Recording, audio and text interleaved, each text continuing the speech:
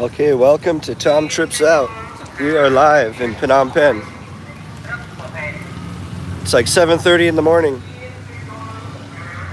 And it's not raining now, but it must have rained very recently. The whole ground is wet and everything. I'm still sick. I don't know. I've been telling my members about it. I had like my voice was going away, but then it's turned worse and worse. And I went to band practice and I go to the bar and everyone's there and like 6 of us are all sick. It's like I caught it from them, obviously. Everyone else is way worse. They actually feel sick and taking days off work. I don't feel sick at all. I just my throat, my voice is gone. I have like a frog in my throat, and then my nose was stuffed, but was worse yesterday. I'm on the edge of getting better every day. I never got that bad. So we're getting breakfast. I thought, some chicken noodle soup would be good, but I'm not in America or Canada. So we have to get the Asian version of chicken noodle soup. Shit, are we on the right road here?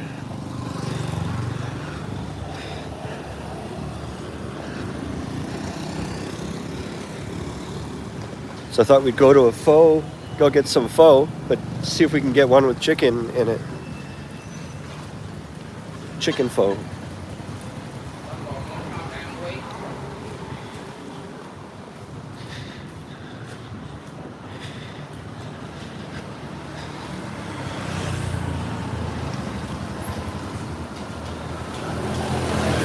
One second, I feel like I'm on the wrong road. 1 second.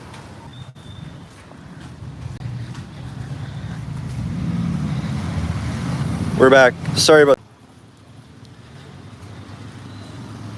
So we're going to go get some breakfast pho. See if they can give me a chicken one. It usually has beef, but I've seen that. I know. Whoa, this is slippery. Chicken does exist. Chicken pho.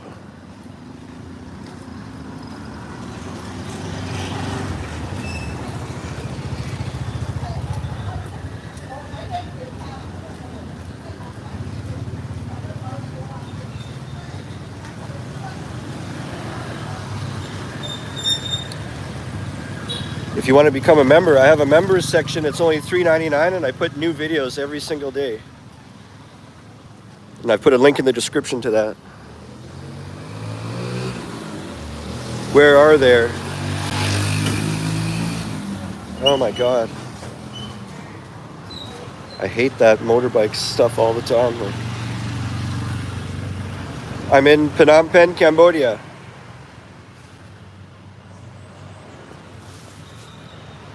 So the place is supposed to be right here somewhere. That's not it.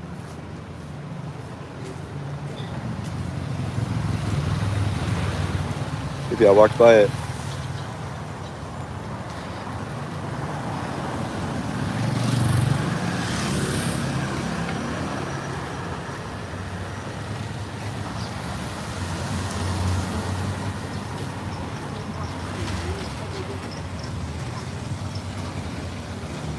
Yeah, I think it's not there anymore. What I do sometimes is I look on Google Maps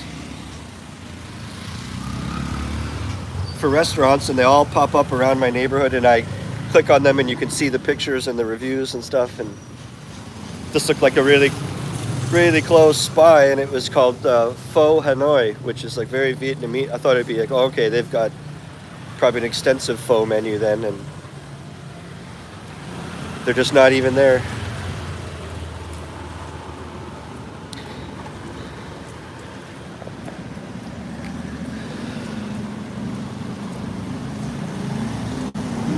Yeah, I live here. I lived here for 2.5 years so far. Just more like 2 years and 7 months or 8 months.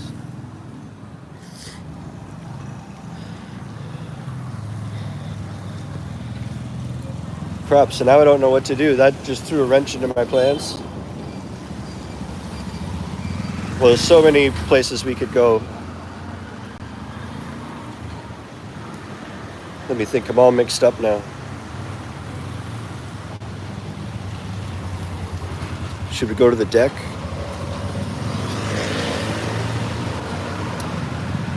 How long? Fleck wants to know, is there any way you could check how long you've been following me? I don't know. I think if I click on one of your comments, it'll show me all of your other comments you've ever done.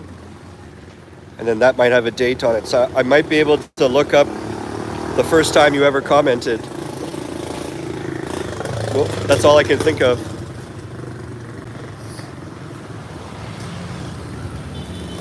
Dave the Dasher, hope you're well. I'm a little bit sick, actually.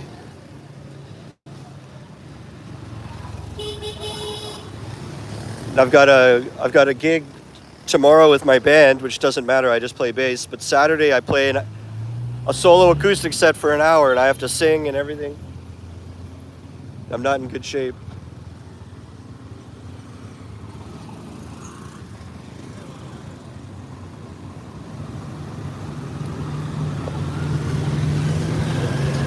Just drive diagonal through an intersection.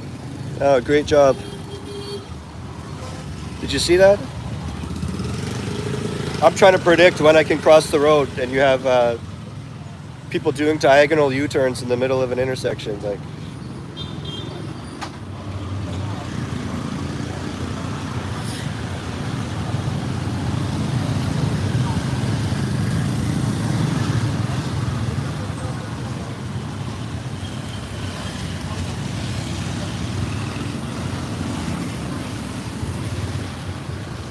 yeah, personal roundabout. I went to a restaurant yesterday for dinner for just for members. There's a really cool restaurant in this neighborhood called the Golden Pumpkin, and their menu has like everything, Western food, Khmer food, and like Thai food, and it's like a restaurant setting. It's not just like plastic tables. It's nice in there, but then all the prices are like $2, $3, like very, very, very reasonable. I got a whole bunch of fresh rolls and then a cheeseburger and fries and a drink, and it was all like $5 all put together. And they do have breakfast, so we should go there maybe. After I was in there, I was like, this is going to be my new jam. It's like close by, super cheap. They were really nice. What happened though, I was lucky. I was just as I was leaving, a big tour bus pulls up, and like a big tour group all came in all at once. But I was just leaving anyway. Okay. Well, if I remember right,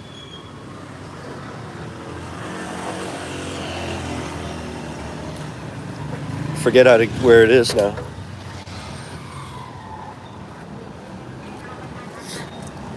Actually, I think I know.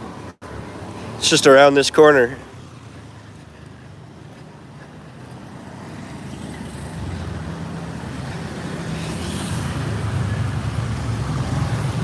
I'm gonna have to change the title of this after. It's called like Getting Pho. It's like they go out of business and then they don't tell Google. No.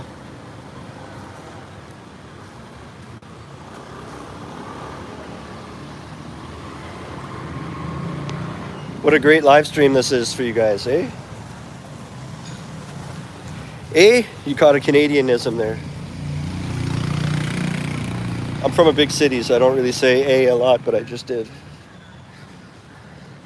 Okay, we'll go to the deck. You know that bar I hang out in sometimes? They do breakfast too. I'm just running out of ideas. I just want to get in somewhere. Sucks. I wanted a soup though because I'm sick, kind of.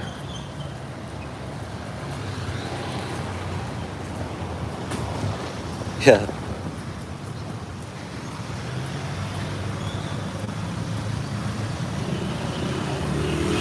Oh.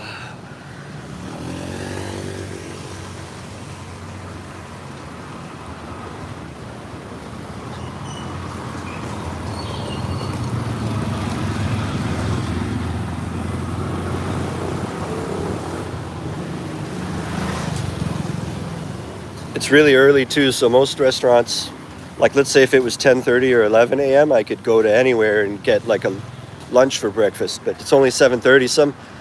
A lot of places that don't really do breakfast, they're not really open, so I'm even more limited because it's so early now. Like Golden Pumpkin, I thought they would be open. Maybe they open at 8. It's a Thursday.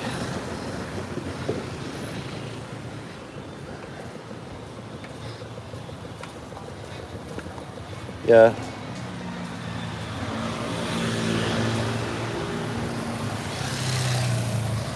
Maybe we should just walk around and I'll just order food after. It's more interesting anyway. I'm just going to sit at a table and you'll see my face and a placemat, you know, like, and maybe we'll find a faux place.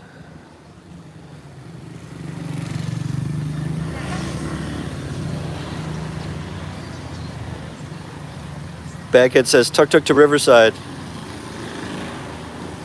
Yeah, well, I'd rather like go there and start a live stream, not like, that'll be like a 20-minute drive.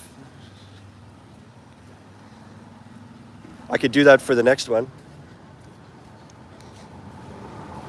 God.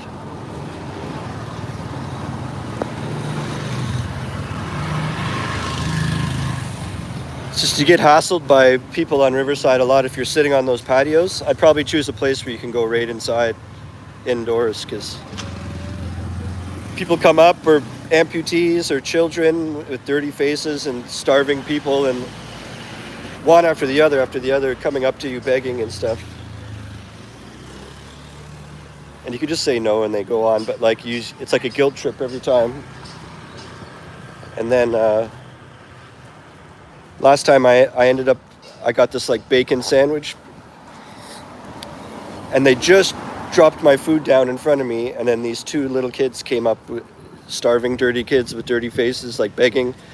And I kept saying, no, you're not supposed to give them anything, right? And then one of them walked away, and the other one just kept staying there. And then all of a sudden, it wasn't a scam to me anymore. I saw like true hunger in their eyes, and I just gave them half the sandwich. I just picked up half. It was cut in half. I just gave them half. Like, all of a sudden, it switched to like, don't scam me out of my breakfast, to like, holy cow, this is like a real starving person. And they were like 6 years old or something. Little girl. So I gave it to her, and then she's eating it, and then I hadn't even had a bite yet. They just gave it to me. And then I take a bite, and it's really good sandwich. And I was like, no, I just gave away half of that. So here's an example of an international school right here.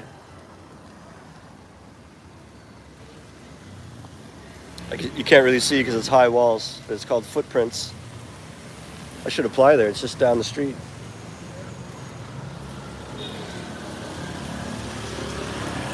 Yeah, my one time in Cambodia, I came across a scene where, this is fact talking, came across a scene where a kid had a chain attached to his ankle. Wow.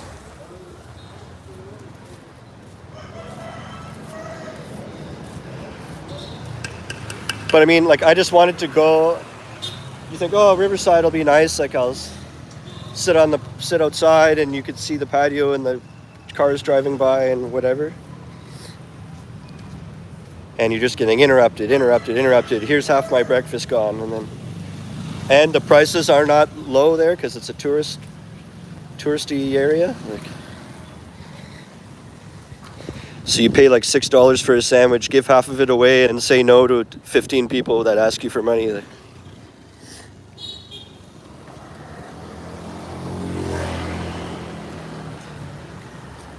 And it's too bad too when you, if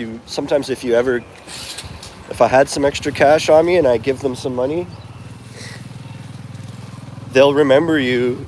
Like, then the next time they see you, they'll be all excited in their face, like, there's a guaranteed another $2 here. And they come up to you again, and you're like, and you want to be like, whoa, that was a one-time thing.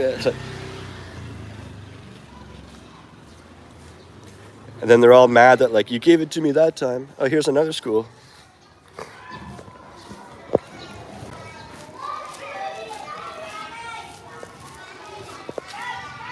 So they're everywhere. Shouldn't really film the kids, but if they're in the background.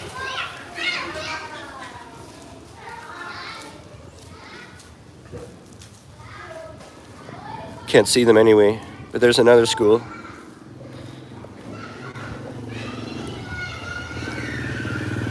So 2 schools and no faux places. I think there's a big major street coming up here.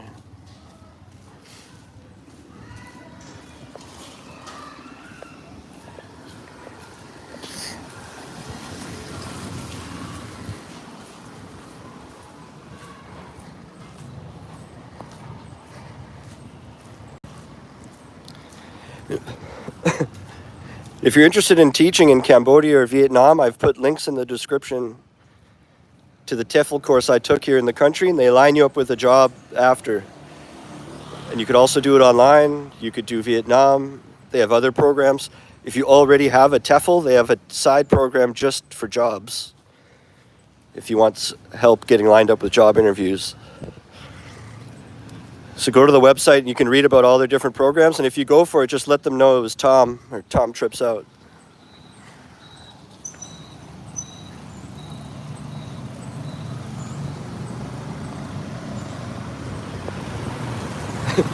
They're government accredited too, so it's really strong, legitimate course, good reputation. It's really starting to pick up now. Like the busy time of year for people becoming a teacher is like now, like June, July, August, September, October, November, basically. And then it starts to get slow again.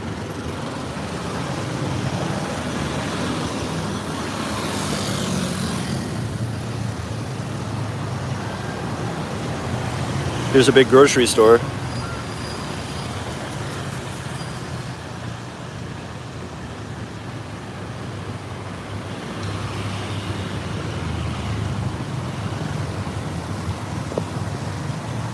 And hey, if you want to support the channel or buy me a drink or a coffee, there's a PayPal link in the description, or you could do super chats, super thanks in the chats. Just an option. Helps me out.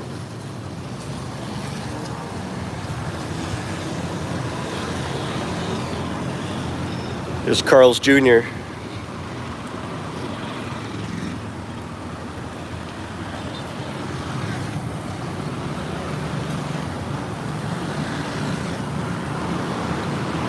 If you guys have questions about teaching or whatever, you can.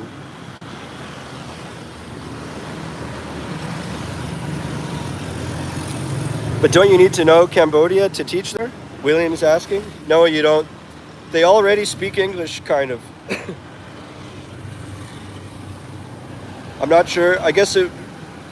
Yeah, even kindergarten. I've seen kindergarten classes where they run in and they just sounds like you're in America if you had your eyes closed. Like, oh my God, we have a new teacher today, and they're looking at you, and it just sounds like perfect because all they do is watch cartoons and TV, but they're messing up stuff all the time. Like, this is a really cool thing I'm just in front of now. I realized there's a bar at the end here, a French bar, La Pétanque. And this is a cool little place to come. It's like a very miniature Bassac Lane. Like all along here, there's different stuff on either side, all the way down.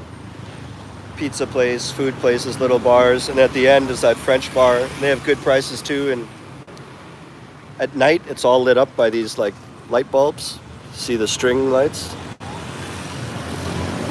So it's a really nice scene at nighttime, and it has more of a French under vibe.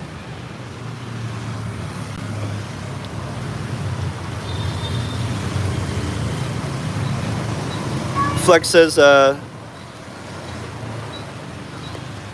PayPal would be better, right, Tom? You get more of the money. If you donate on YouTube, I get 70%, so that YouTube keeps 30%. Whoa. Close up. Yeah, William, you just have to only know English.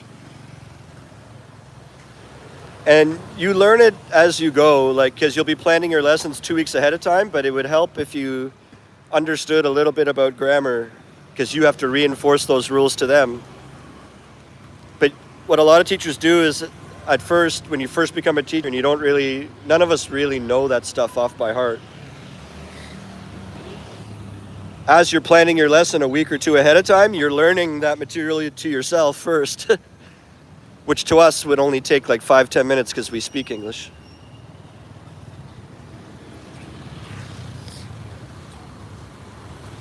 But then after you've done that for a whole school year, you basically know all the grammar. Like now I wouldn't have to look anything up. I know it all. Try marking 100 exams and then tell me if you forget the grammar after that. Like, you get so much practice as a teacher that you just know it. And I think I did grade 8, so they were like 13, so they were already like little adults almost. But if you have a really young age group, like I said, they already speak English, but if some of them might be varying levels, and when they're really young, you have a teacher assistant in the room, like a Khmer woman, that if one of them pees their pants or cries or doesn't understand, like they can take care of that. So all you have to do is keep teaching. You don't have to deal with crybabies or pooping pants, or it'll happen, but then the assistant takes care of that. And then like after grade 4, I think, then there's no more assistant anymore, but they're old enough by that point. Baghead, let me get off my face here. Did you already do a video on the new e-arrival app you need to use? Yeah, I did. You could still get a visa on arrival, but that paper normally fill in the plane is online now. Yeah, I did a whole video about that maybe like 6 months ago, and I was saying start getting into this because after July it's mandatory. So like I guess now it's mandatory. I should share it again maybe. I think the title is just e-arrival app becomes mandatory this year or something like that. Carl's Jr., wow. Israel. Tom, any advice to an aspiring YouTube creator? You have to stay consistent. And don't worry about how little people or how little views you're getting, like when you start. You have to start knowing that you won't getting anything like back from it until you've made like 40 videos or something like that. Like you won't be able to get any huge recognition back in terms of views and comments, and you might get a couple, but like. And if you go in it with like reasonable expectations like that, then you won't be discouraged so quickly, because you'll be on your 20th video and you'll be like, okay, I know I only got like 10, 15 views, but I haven't even made those 40 videos I said I was gonna. Like, don't even judge yourself or where you're at till you are consistently going for like 40 videos or 30 or something, like 30 videos. And try to do it at least once a week. If you could do twice a week, that's even better. And just keep trying to get better. You just have to keep posting.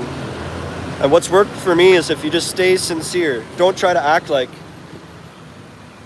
hey, welcome guys. Like, don't try to put on a persona, because then there's nothing unique or appealing to watch, because you're just imitating like what you've seen on TV. They say this about YouTube, like the most valuable thing that you have in your arsenal is you. No one else is like you, right? So if you're yourself, then that's your secret key to be you, different from everyone else. Or if you're not wildly different, at least people can just relate to you on a natural level, like you're relatable and you're honest and stuff, right? I don't know if I'm making sense. It's early in the morning and I'm sick.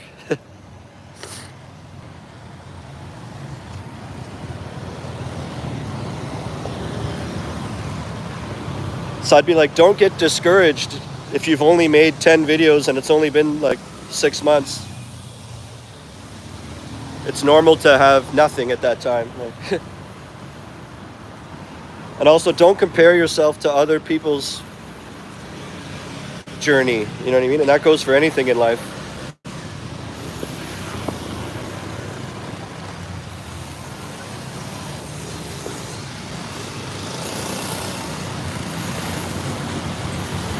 Good question. Blah, blah, blah. Have some kuy tev this morning. That's what I want to have. Well, I wanted pho, but kuy tev, I think that's the rice noodle soup, right? I would love that. I walked to a pho place I found on Google earlier in this video, and it wasn't even there at all. And then I went to a restaurant I knew of, and they were closed. So I thought we're just doing a walk and talk now. I'll get food after. Marking exams will be a new one for me. In China, we didn't have much homework. It was mostly oral classes. Yeah, I was responsible for 6 classes, and each class had 25 kids, so that's 150, right? Yeah. So and there'd be like 2 quizzes a month, and then maybe a test every 2 months, and then an exam every like 4 months or whatever. It's like always something you're marking. And sometimes they ask you to create those tests yourself. The school should give you that stuff, and they would mostly, but sometimes the person's unorganized, or they'd be like, they'll send it in our teacher thread, and they'll be like, oh, for unit 3, I don't seem to have the monthly test for unit 3, so can one of you guys create that? And then you kind of, when she tells someone to do it, then you kind of take turns being that person that had to do it. Like, it'd be like, Jen had to do it last time, so Tom, do you mind making the test for unit 3 this time? And it's like, oh, there goes one of my spares. It takes about an hour probably, or an hour and a half. So sometimes you might have to make your own. When I've been teaching online just recently with this place that's gone on hold kind of, and I only had 1 or 2 students, I had to make a test for her, and I really tried to make a good one. I spent almost 2 hours on it, and this is only for 1 student, because I had to send it to the parents, and the parents were going to print it out and watch it, and I just know they're eyeballing it, and my boss too, and everything. And it was the first time they asked me to make something, so I was like, okay, this is going to be, they're going to look at it like, damn, this is good. And even at the top, I did graphics, like I put the logo of the school as a watermark on the top of the test in a really cool way. It looked pro. It was a big waste of time.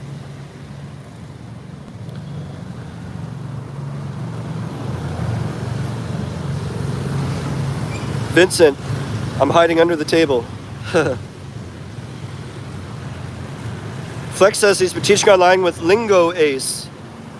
I'm going to look into that.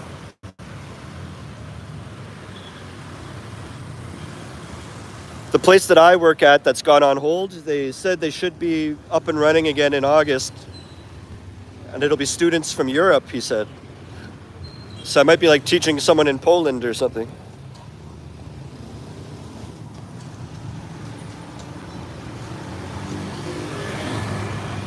Okay, let's turn right again. I don't know where we are.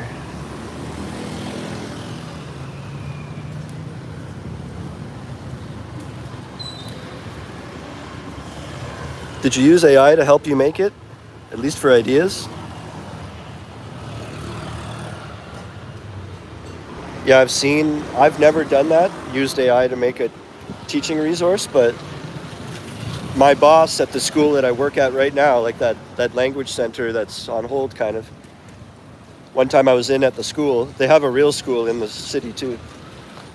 And I was there, and he was showing me and another teacher that, like, he had an AI thing open on his computer, and he just prompted it, like, give me a 20 question quiz, half multiple choice, half short answer, and with 3 possible options for answers for the multiple choice, and you just kind of describe what you want, and then it just like makes it. And then if something was a little off about it, you're like, okay, take this that you just made, except make it only 15 questions, and then it like adapts it.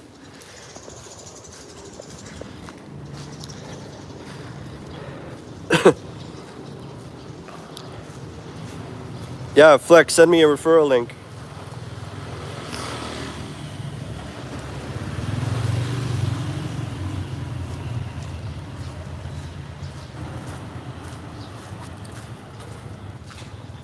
Tom, this is Israel. Tom, as a Canadian in Cambodia, are you considered an expat? Yes, I am. An expat is, I think that just means if you live here but you're not born here. Right? That's all it is. Maybe I'm wrong about that.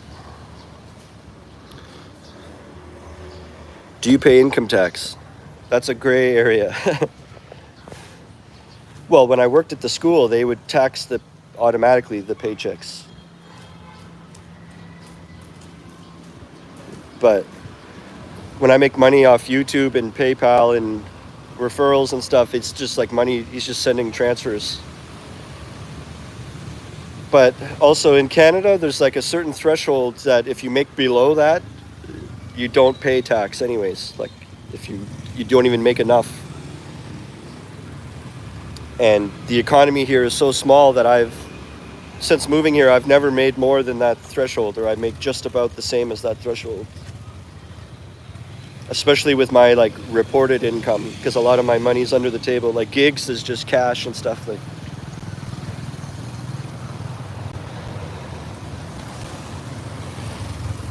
And when I first left Canada, I wasn't sure how long I'd never even been in Asia. I could hate it and come home after 6 months. So I didn't want to start changing my tax residency and all that stuff before I was sure I was living here. But now I'm pretty sure.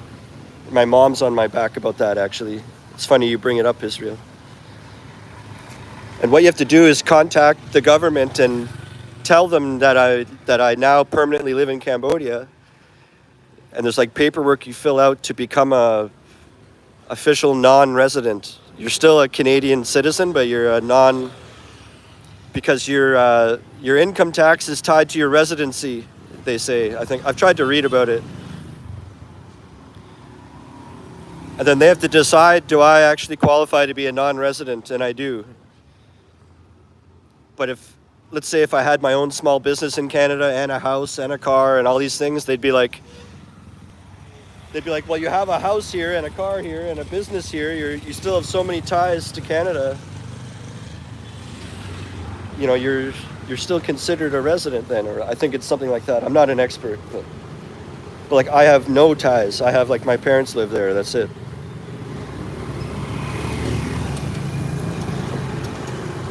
So I think I just have to become an official non-resident, and then I don't have to pay taxes there. But then they're going to ask me like, well, how much did you make in the last since you've been living there? And you can imagine like the salaries here, as we said, were around $1,000 a month or like 1,100. So it's like you're making 12,000 a year. It's not like, that's so low. I think minimum wage would take you to like 30,000. Like minimum wage in Canada would be something like 32 or 35,000. So I make like a third of minimum wage in Canada, so they're not going to tax me anyway. So I'm not that worried about it. But I do have to deal with that. My mom bugs me about it all the time.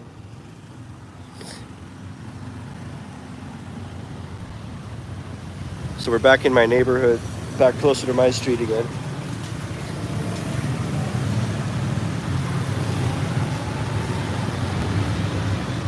Yo, maybe Golden Pumpkin's open.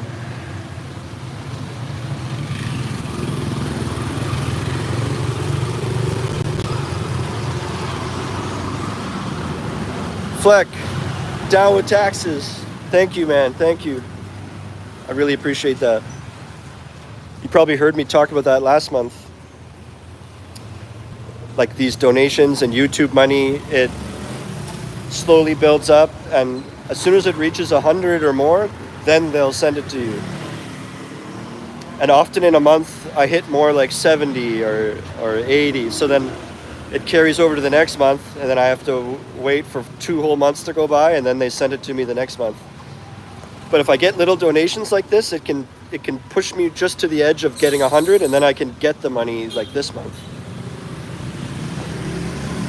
So you've really helped me get a step closer to my threshold so I could access the money like 40 days sooner. So that's awesome, man. Thank you.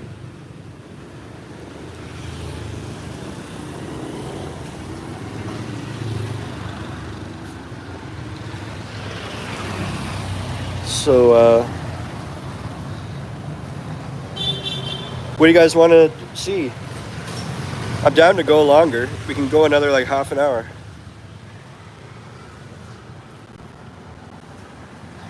Do you want me to go over to the local market? Let's just do that. It's going to be crazy and annoying, but...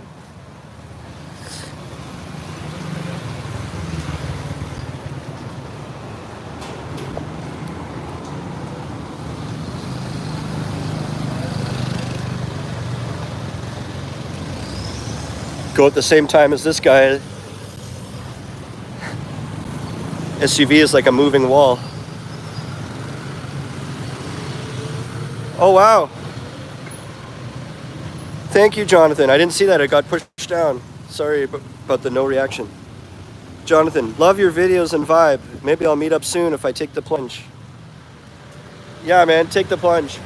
My biggest regret is not doing it sooner. I'm 38 years old, and I have a lot of friends that are 26. And we all have the same life, except I'm like 12 years late to the party, you know? Like, what are you waiting for?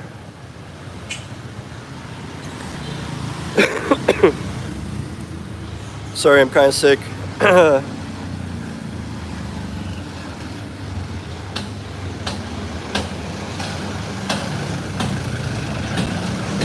Have a good class, Fleck.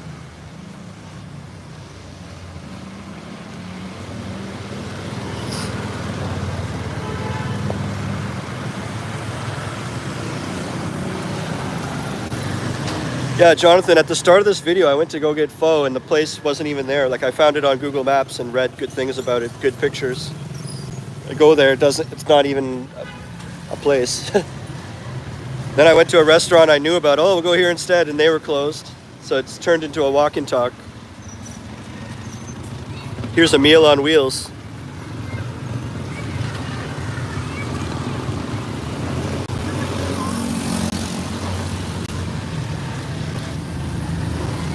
Sounds like my time in China. I'm just waiting for October, my brother's wedding. Hold on, let me get my face out here. But I know you mean him.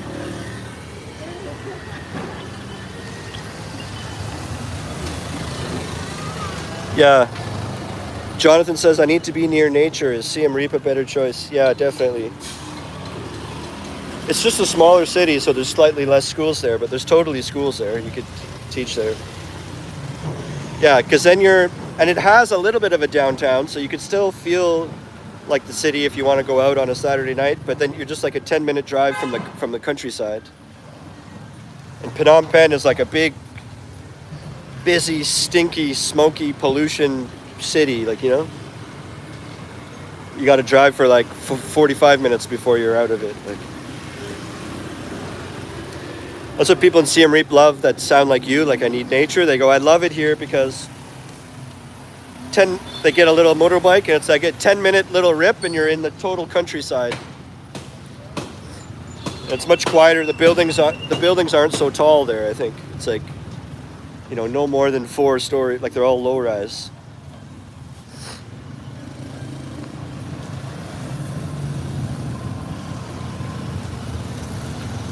Okay, Jonathan, I'm 43, can't handle big busy cities as much anymore.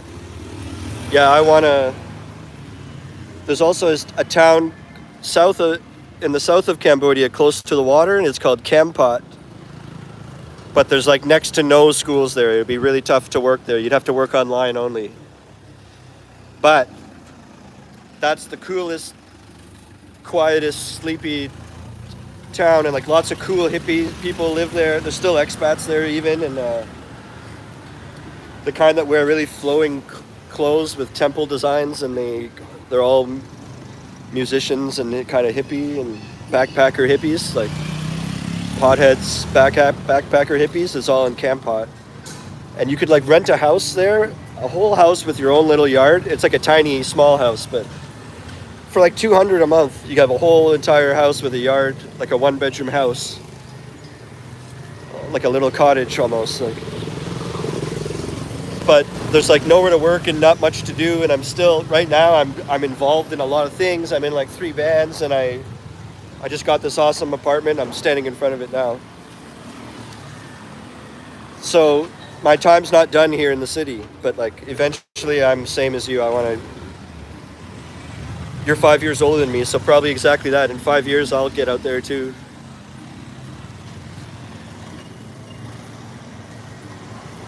Nice. I'm from Toronto. Jonathan says he's from the West Coast.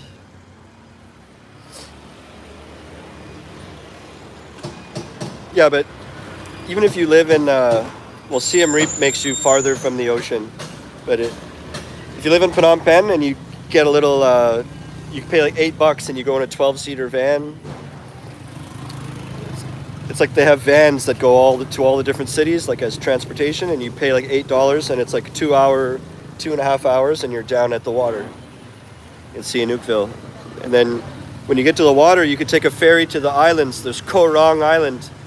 I have videos about that were really cool. My band got hired to play at the resorts on the island, so we're there getting on the boat with all our guitars and our gear. Then the boat takes us to the island, but that's not where we need to play. We had to hire a guy that in like a 4-person boat, and we're throwing our gear into that little boat, and he has to take us around the island to like a more isolated part of the island where this resort is. And then we're coming up on shore with all our stuff, like I have it on video. And then we stay at the resort for free. We get money, we get food. Everyone thinks you're cool when you're there. Like,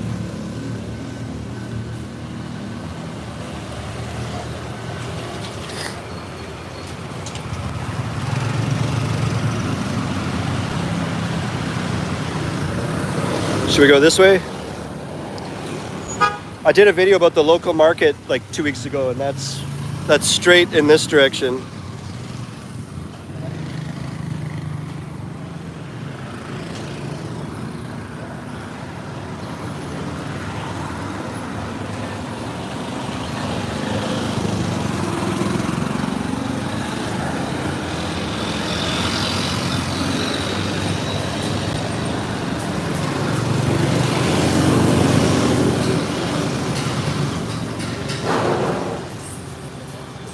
I could check if there's cars coming.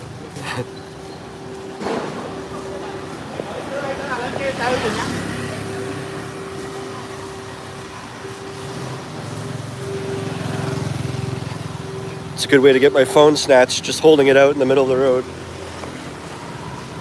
That happens here sometimes. People will just take your phone out of your hand as they drive by. That'd be hilarious to have a thief like take over my life.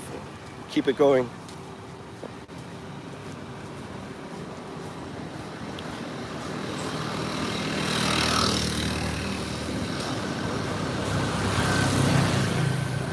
Hello from Toronto. I'm from Toronto myself. Blue and Spadina.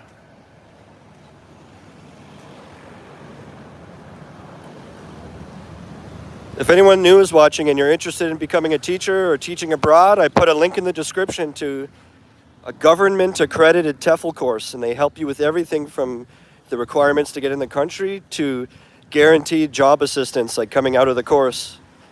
And I highly recommend it. You can do Vietnam or Cambodia, and it's like in the country courses, so it's so immersive. You do it here for 4 weeks in the country, or if you'd rather chip away at it in your own time, you can do it online. And if you're already certified, they have separate little programs just to help you line up with jobs. So go look at the link, and if you decide it's right for you, then put Tom Trips out. Oh my God. I can't see the screen. Shazi in Cambodia, thank you. Everybody go check out his channel. It sounds like you have some people just make a YouTube account just to watch videos. Yours, let's hope that leash holds. Yeah, Shazi, your name sounds like you make videos. I think I actually saw one of your videos. When you make content about Cambodia, then that kind of stuff pops up. I really appreciate it, man. Everybody check out Shazi in Cambodia's channel. I'm sure there's some good content there. Or it's good to see other you know, other neighborhoods, other stuff people are doing, and what their perception and impressions are. So go give Shazi in Cambodia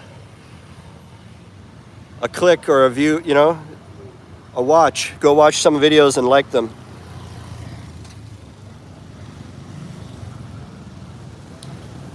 And that goes for people that are watching this later, even if you're not live. Go over and see what Shazi in Cambodia's got going on. Thanks, man.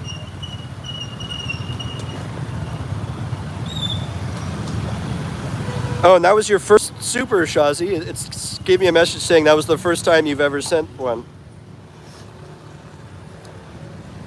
Oh, Shazi says you're booking a flight for September 2nd. Still, go subscribe to Shazi, because then it's only a few months away, then he'll start pumping out videos.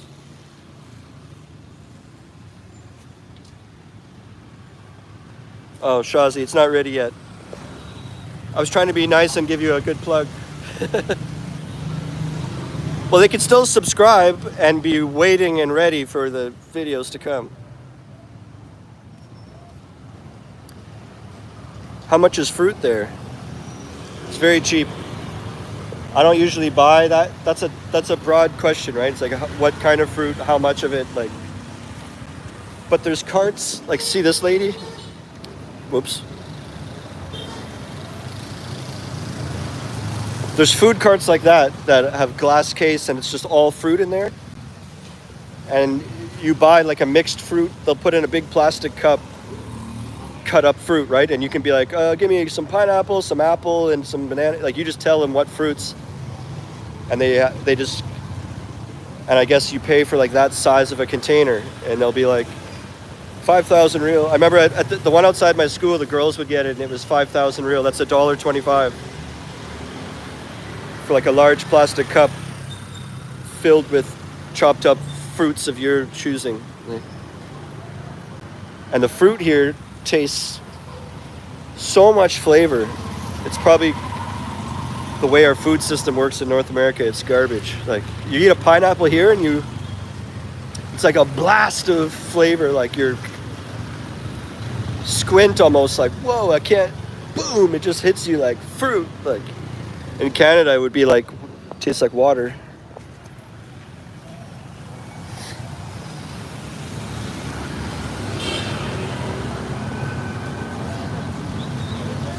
There's a fruit guy right there. Dragon fruit.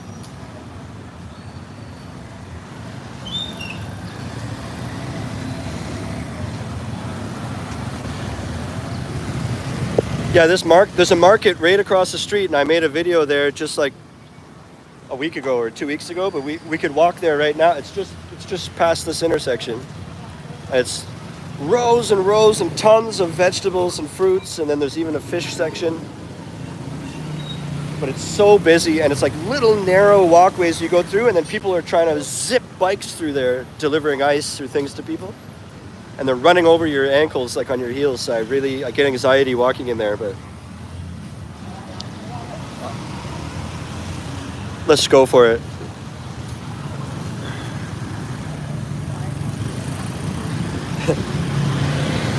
You kind of go at the same time as another person, and then you move together. That's what I did. This lady in the blue jacket there, she went for it, and I just walked right beside her. So here we go. Look at this.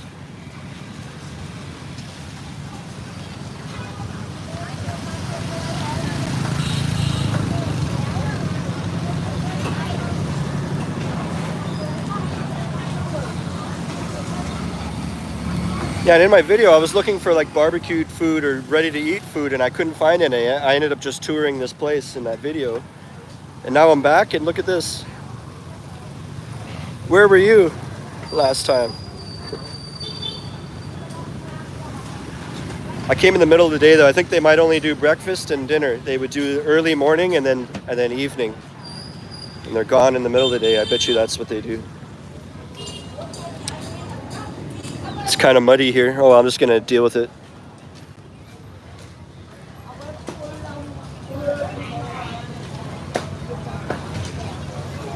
It's like muddy, and you're always in the way of a motorbike.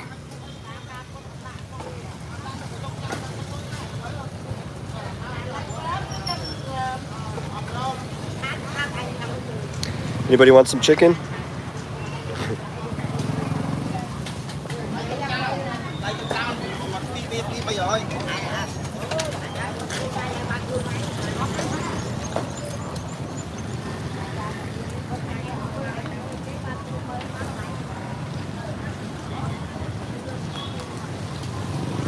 So like people would drive a bike full speed through there. And I'm just trying to get a picture and it's like getting run over.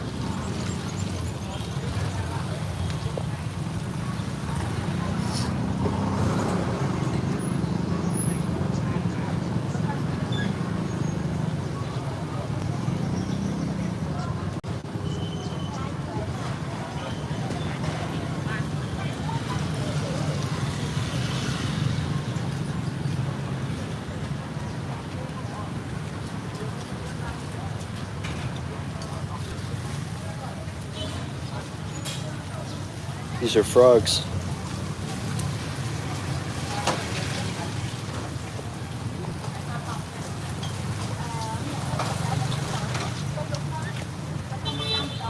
It's actually really good. Here you go. There you go, Jonathan.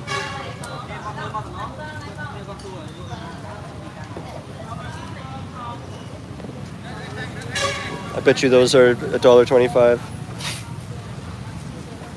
Stuff like that's always 4,000 or 5,000. Every 1,000 is 25 cents.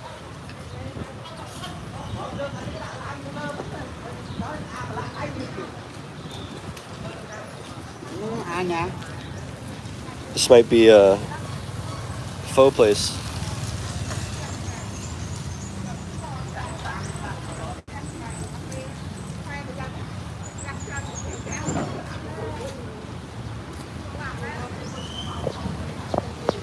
I could maybe get food right there.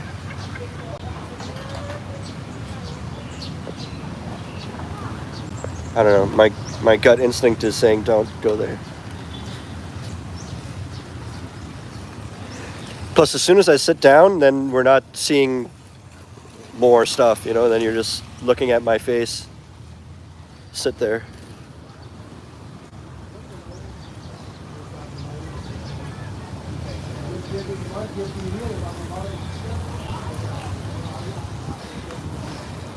Durian. That's like I love it or hate it. Super stinky. Many places have signs with like a picture of a durian and a circle and a line, like you cannot bring durian in this building or this elevator or this kitchen or something. Like it's very common that you can't bring durian to a lot of places. I think I never had it. I've seen it right in front of my face before, but I don't know if I forget if I actually ate it.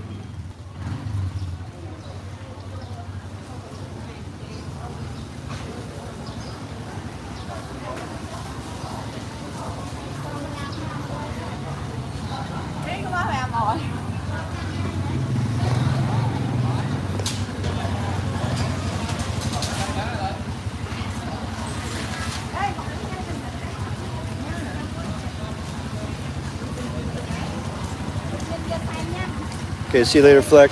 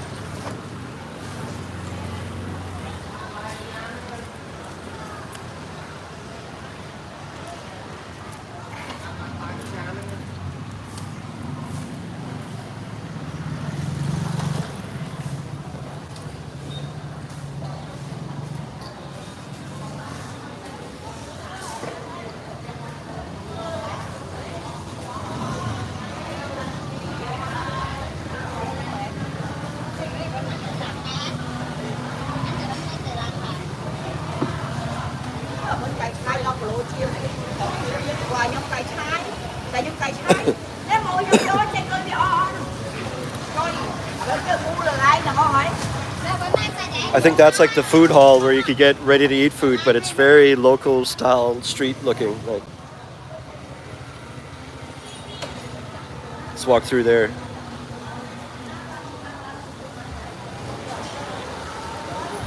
Oh, I take it back. It's like butchers and stuff.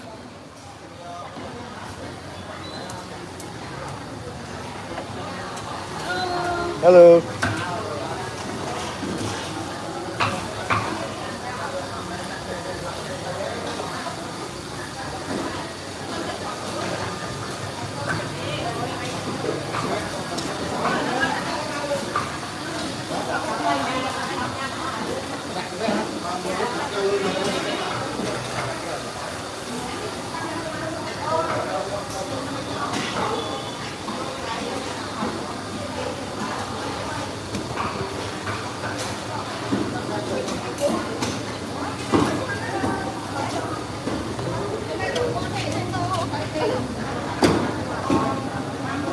Yeah, here comes a motorbike. Like, why wouldn't you just park and walk through?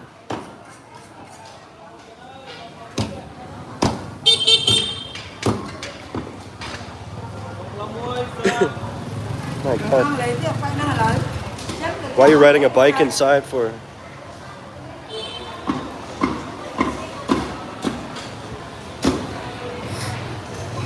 Then they have the nerve to say something to you like I'm standing in their way. Like,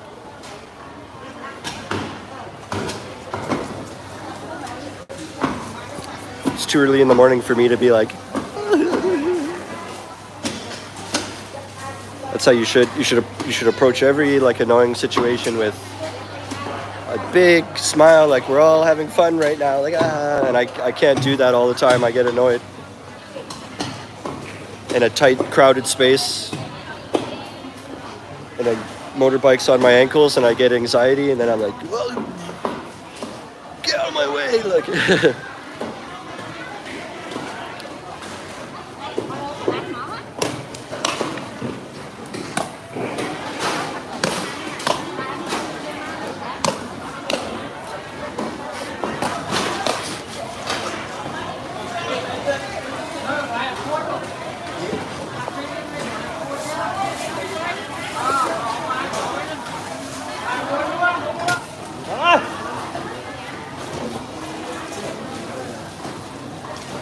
Those are some huge shrimps.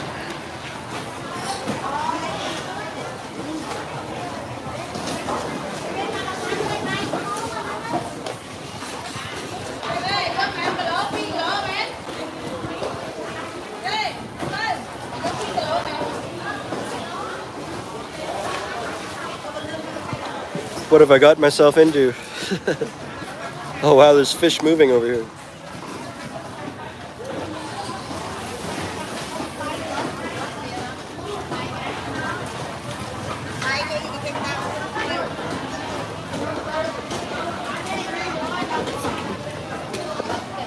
I'm too annoyed to be here right now.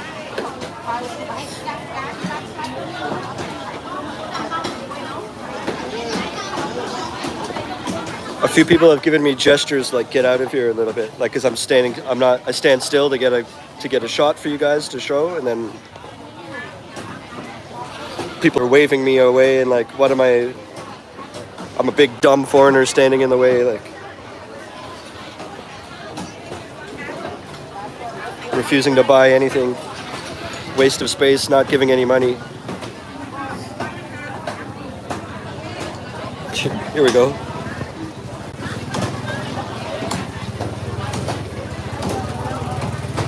Come through with a bike, that's great. It's unbelievable.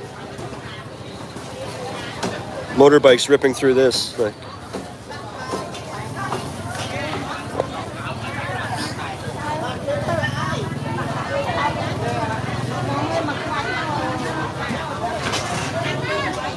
Frogs.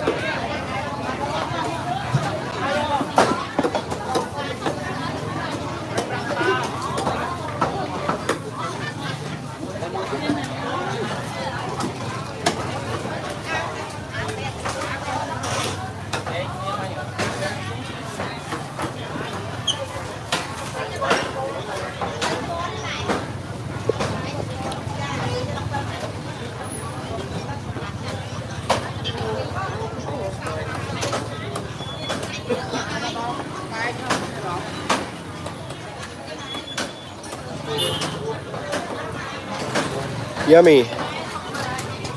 Oh my God.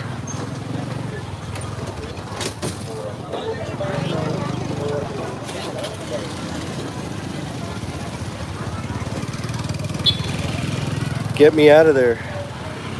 Man.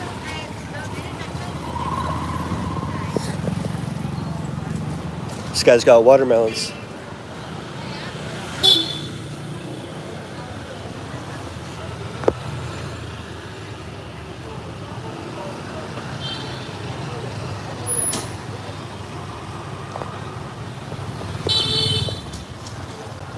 Jeez.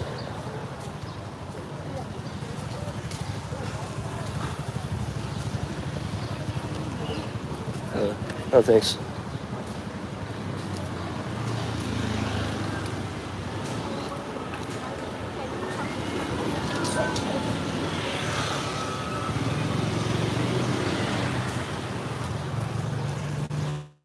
I'm annoyed, but it's a really friendly, loving vibe here. Like that kid was just like, hello.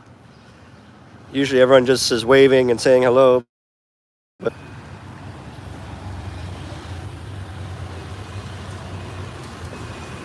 in the market, it's too like close quarters and chaotic that I'm in their way, they're in my way. They don't they don't want me there. I'm like not spending money. It's like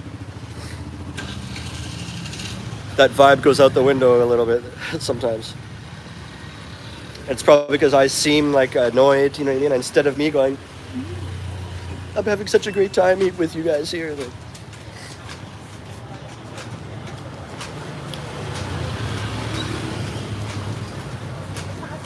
smoked meat with the bike exhaust, yeah. Jonathan, so there's no, I don't know about Telegram groups and stuff like that, but Facebook groups. In Asia, they use Facebook for everything. Even businesses for their website. Like if you want to check out if they have new products or if they, what their hours of operation are. It's like, don't check Google, don't check any website. They don't have Instagram, but go on Facebook, and that's their main website, is their Facebook page. And that goes for everything, even schools here, businesses, like Facebook is their main jam here. So go to Facebook, search for groups, and then type in stuff that you could think of, like expats in Phnom Penh, or meetup groups where let's all meet at this bar, and everyone makes friends right away, and like, so you know what I mean. Search up Facebook groups and you'll find handfuls of them. There's many out there, and you just join them all. There's useful ones too that are like buying and selling or giving away stuff. Like, so when people are moving back to their home country and they have to get rid of all their stuff, they'll post it all in these groups, and they'll sell their stuff or give it away, and it's like $2, and because they're leaving the country, and it always goes fast. Anytime I've seen something I like, I'm like, is this still available? They're like, no, someone just took it already. Like, so Facebook groups. Here's a place.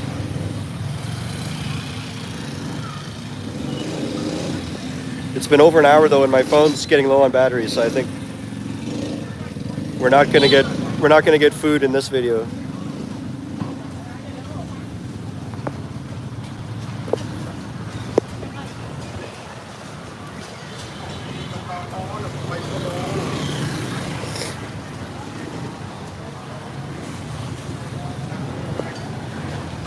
So probably going to end it soon. If you have questions about teaching or living in Cambodia or Vietnam, you can ask me now. There's probably another 5 minutes left in this live.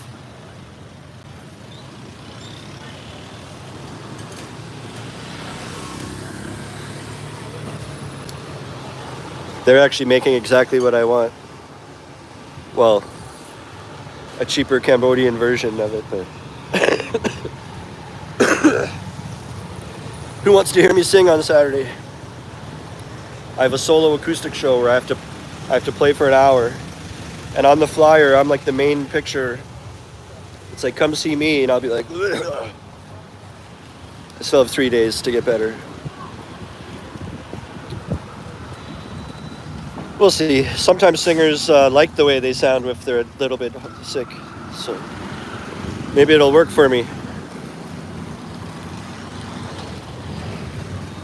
Will AVC pay for my accommodations while taking the course? And can I sign up in person? You can pay in person, but you have to enroll on, there's an online form, like on their website. And I think you have to pay a deposit at a certain point. And then the rest of it, you could, if you wanted to, you could pay in person. What else did you ask? Yeah, they do not, in Cambodia, they do not cover the accommodations. They used to do that. And there was too many complaints because people have different levels of expectation for what the accommodation would be. And it was a really basic, simple guest house. And some people would be too uppity and get really upset about, they're expecting like the Hilton or something. And it's like, looks more like a Khmer style, like cheapest guest house ever. So then what they did is they removed accommodation from not being included, but then they lowered the price accordingly. So they took that away and lowered the price down, so it's only the tuition. And now when you sign up, they give you a list of recommended hotels that are all close to the training, and they range from niceness and price, you know what I mean? So that way, if it's someone that needs a higher level of comfort, they can select a hotel that maybe costs like $30 a night, and if you're someone that doesn't matter, you could get away with like $12 a night in a basic guest house. And so because that was like the only complaint people had about the course sometimes is they were really unimpressed with the guest house. So now it's kind of like, okay, we'll remove accommodation as part of it, but it's not part of it anymore, and you choose your own. But they don't leave you on your own. They give you before you get here, they'll give you a list of recommended good ones that are all close, so you can walk to the training every day and like.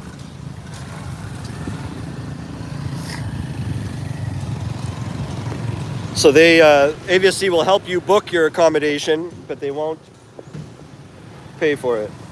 It's not part of the fee anymore. But I think in Vietnam I have to double check on that. But I think in Vietnam they do still include the accommodation. But you need a degree to work there.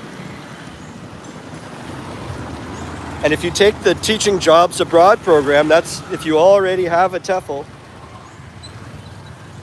and you just need help finding a job, that's like a little 9-day, 1-week course, and that does include accommodation at the guest house.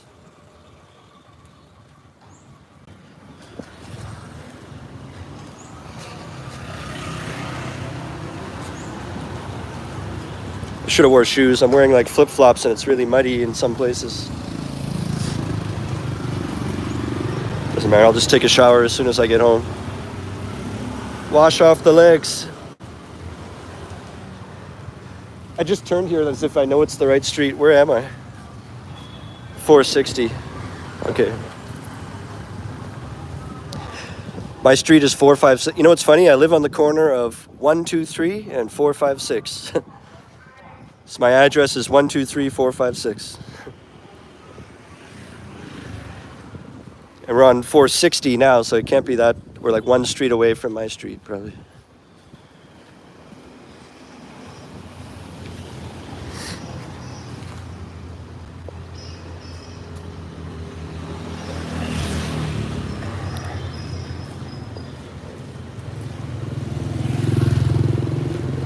These people squeaking the squeeze toy over and over again, they come around collecting recycling and stuff like that.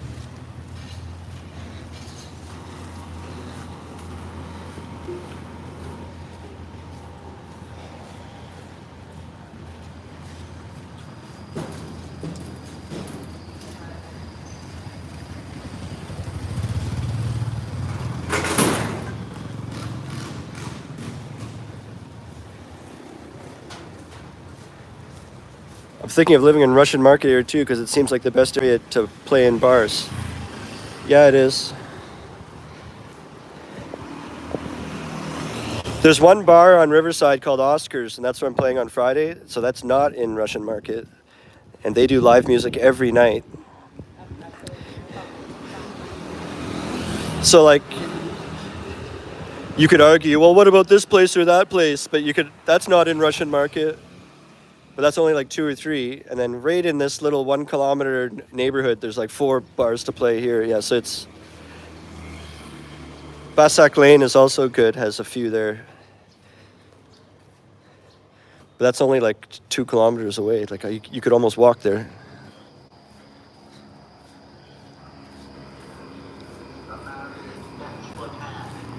Khmer people make fun of Western people for wanting to walk everywhere. Like they don't walk like they've grown up from being born like as a culture is you hop on your bike even if you're just going 20 meters down to get water at the store or something. Like you would get on your bike. And I've seen TikTok memes of Khmer like video creators and they're imitating expats walking everywhere. And that's why there's no sympathy for us when we're walking on the roads and they're zipping by on their bikes. They're looking at us like, what are these insane people walk on the roads everywhere? Like,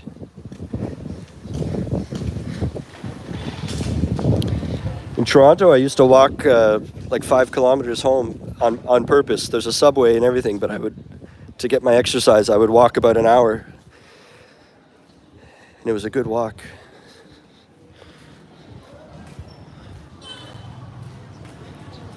Oh, I know where we are.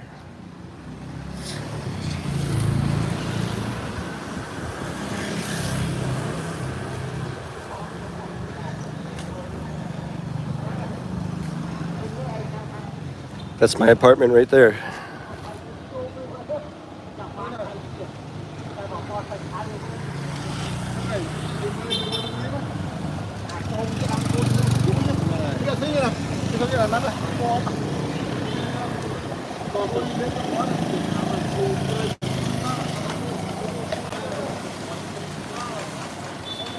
You guys want to see the place? I already made a video about it live and you never watched that video.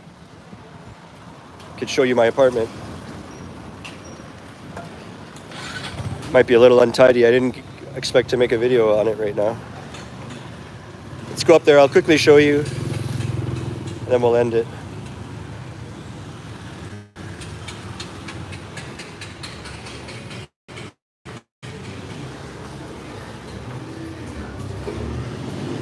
But now when I go in the elevator, it's going to freeze. So just hang in there. It'll come back. So it's going to freeze for 1 sec, but it'll come back and I'll show you my apartment.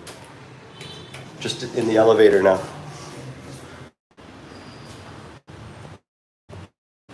And we lost one.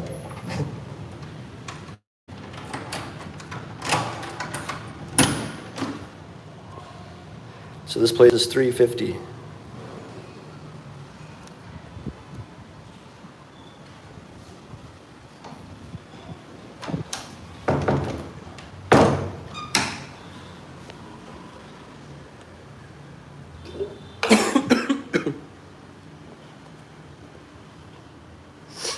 Try to stand in the corner here.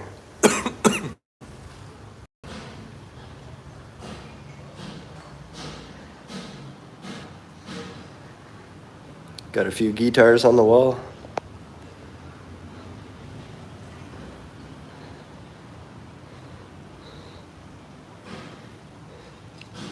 That's not even all of them. I have like 2 or 3 more. Balcony.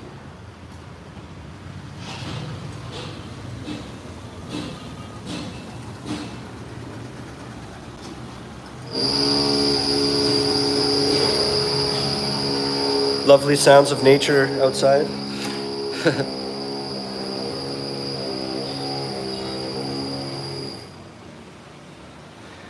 They're doing construction, but it's not always a drilling day. It's like once a week it's like this sometimes.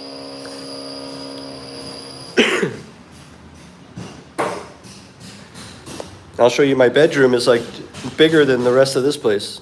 Watch this. Sorry, it's kind of messy. Look at all that. And we walk by, there's another bathroom here. And then all these things that are curtains here, that's panoramic floor-to-ceiling windows with a whole view of the city.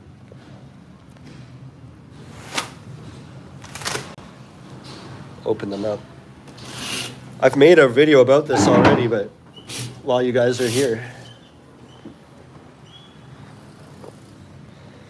Right, I put a desk there so I can do my website stuff and online teaching here. You plop down and that's your view of the whole Russian market city. And there's even more.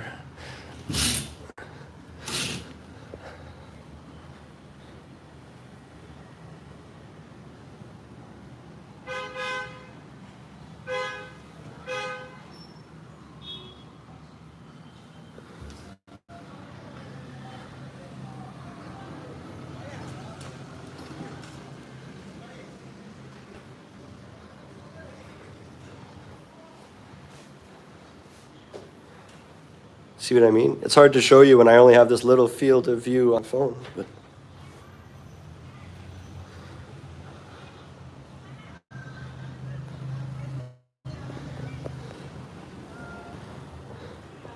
not bad. I just paid $350. A place like this should be like $500.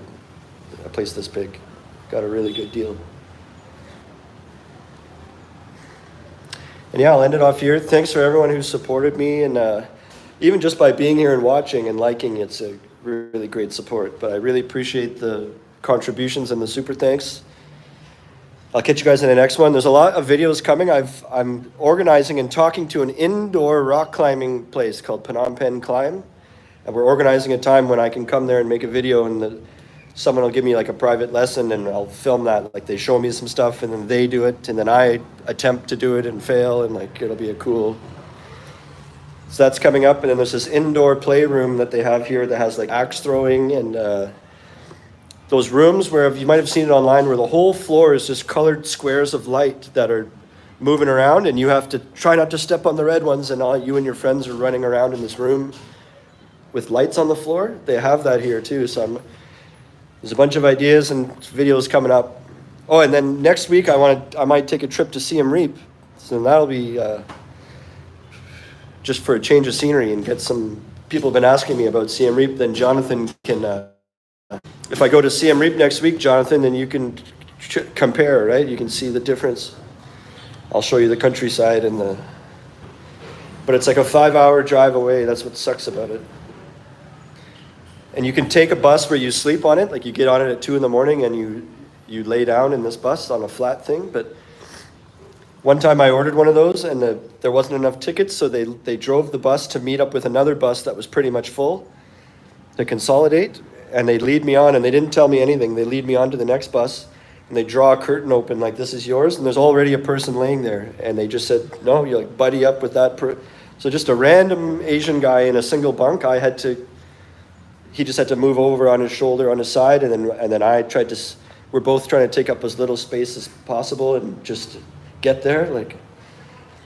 And now I'm traumatized to ever order a sleeper bus again, but apparently that doesn't always happen, but and